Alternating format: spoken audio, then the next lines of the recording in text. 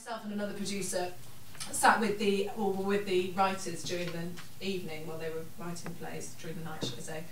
And that I found that I will often think back to that evening, actually, when I'm just in my job now talking to writers and the way that writers work. And again, it felt like a microcosm of what it might be like, to the sort of loneliness of writing.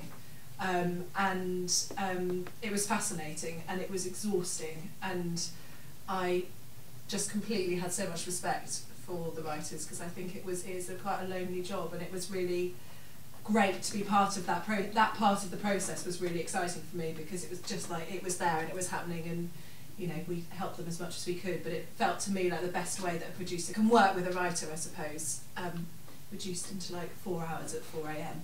Before you're taken to this really nice hotel with the comfiest bed you'll never be able to sleep in because you have to stay up at night. Before you're taken there, everyone goes around the room and demonstrates a special skill and shows you a prop that they've brought. Oh yeah. And I fell asleep during that bit because I hadn't been able to sleep the night before because I was so anxious. And so I was exhausted, and then before I knew it, I was awake for most of it, but I was in a taxi cab, and you're taken to this hotel, and we all get into this room with the producers, and you have a table full of Polaroid photos, and you go around the room, and one by one you pick your cast, and it just goes so quickly, and before you know it, you're sat in your room staring at these people's faces, and you have to write. And you kind of think, well, that person kind of looks like that person a little bit. Maybe their brother and sister, that doesn't work. And you kind of try and work out this story. And you have these objects, and you look at this list of objects, and you think about the possibilities of that. And you don't have enough time, like you're saying, to throw out the bad ideas. You have to just take the first idea that hits you, and then just do it as best you can, and hope that you can complete it. But the rest of the day is just bizarre. I'd been like 2 or 3 days without sleep on this weird caffeine adrenaline rush, kind of walking around in this haze. The rehearsal room was bizarre because everyone was so relaxed and chilled, and the first time I got in there, they knew their lines, they were just running it, they were playing with it, they were really enjoying themselves, they were really happy, which was bizarre. And then you kind of sit there and in the theatre, whereas there's 1,000 people or something, 1,000 mums. It's like the nicest audience you'll ever have for the worst play you'll ever write. And it was amazing, and everyone's so lovely and up for it and really enjoying it, that it was the most surreal experience watching something you'd written on stage at the Old Vic. And I just remember getting to the end of that night and just thinking I was so immensely proud of everyone, because there's 50 people and you know all of them pretty well by the time you get to that night, and all the actors in particular, you're watching them when it's completely them, and they have to then do it. When everyone else, the producers, the directors, the writers, they've all done their bit, and the actors have to carry it, and they all rose their game so much. They came out on stage and they just really gave it some, and it was brilliant. I kind of felt like we just abandoned them on the stage at that moment. The minute they were the lights in their element. And they just did it, and they were totally fearless. I spent the whole thing with sort of my heart in my mouth, going, I love you guys. You are superb. You are sort of you have it's the ultimate you have that thing active moment, which is probably quite good for producers and directors and writers to have that moment of like, okay, what you do is quite impressive. There's a lot of pressure on, especially sort of young writers, that for everybody, I think, in the company, that this is your big break, and that, you know, this is the big chance for lots of people to see your work that normally wouldn't. So you sort of want to represent yourself, but you also want to have fun and write something for the night. If you're already working on something, or, you know, often writers have files where you just get an idea for a line and you write it down or something like that, is to plug in some bits of stuff that you've already written, just to sort of tap into and like keep your voice, you know, consistent, you know, just to make yourself a bit. And I did that, and that helped a lot in the way that, like, you know, I could take a line that was maybe not really related to the plot, but it made sense for a character to say it then, and I started like, okay, well, that works there, and I can, you know, so that helps a lot. And then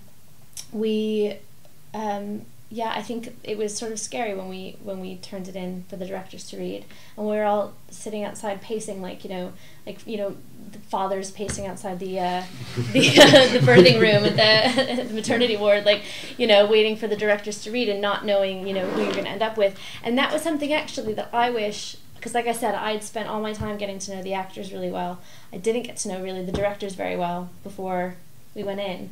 And so going into it, I didn't really have sort of a relationship with the person who directed my play. So we sort of had a quick 10 minutes to talk before she went on to the Old Vic, and we were sort of, well, we can stay around for a couple more hours and sleep at the hotel if we want, which I did.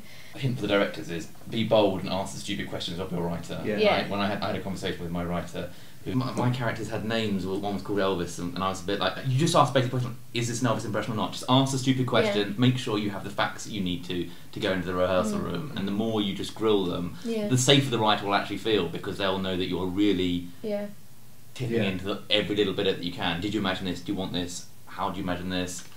And take that 10 minutes and grill your writer, and don't have any pride in, oh, I should know this. Ask whatever you need to. It's a funny process, sort of how the play moves actually from sort of start to finish, and that sort of it starts off in this tiny room with the writers, and you've sort of got it in this very enclosed space, and then it sort of gets bigger as it gets handed off to the directors, and they sort of read and discuss, and then it gets even bigger when the actors are brought in, and it sort of just goes on the stage. It's sort of a transfer from different people, sort of more and more people get involved in it. It's a relay race. Yeah, it is. Yeah.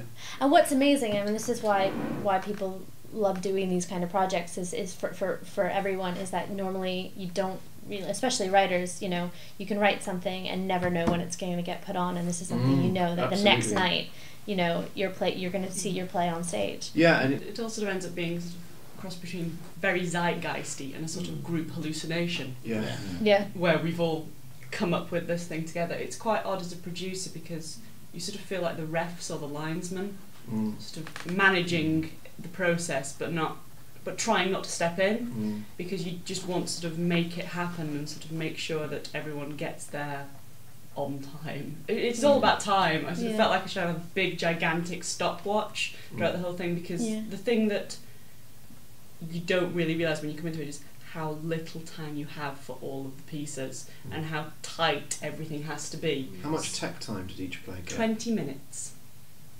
And for each play being about 10 minutes each, 15 in some cases. We sort of, you had this list of how it was going to work, and you're working with all of the Old Vic's tech and stage managers who've given up their time to come and be there on a Sunday. And we had a few meetings with them in advance just to make sure that they were comfortable with what we were going to do, and to explain to them how we're going to manage, because particularly for us, because it was the first time we'd ever done it. So I sort of met with the stage managers and the technical team beforehand, and sort of gave them a ballpark estimate of how I thought it might go. And then we just tried to run to plan on the day, and it was just about getting people in and on stage and running it, and really useful. Everyone sort of divided up according to what their particular interest or speciality was. So we were really lucky in that we had someone on our team who was very interested in fashion. And so she sort of said, right, I'll deal with costumes and props. We had an army of volunteers, and part of our job was to sort of marshal them on the day. It all worked from a gigantic spreadsheet that we'd created that had sort of almost down to the minute what had to happen when, and we filled as soon as we went along. So when we got the first bits of the scripts in, we sort of went through them and went, okay, we need those props, those props, those props, and those props, and someone got that list and they had to go off and get them if we didn't already have them. And we had 2 people who were based throughout the whole day in the Old Vic offices on headsets, and they were like our mothership. And they had the spreadsheet, which had been completed because we'd done that overnight once we'd got all the script bits in. And they were just literally sort of saying orders, you know, are you here? Are you doing that? Do you have your people with you? Are you going off and fetching this?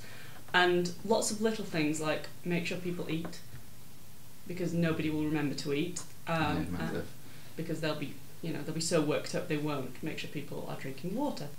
The job of the producer is to deal with the unexpected when it happens, so that it doesn't interfere with the work that's going on. So you just have to sort of keep calm and carry on.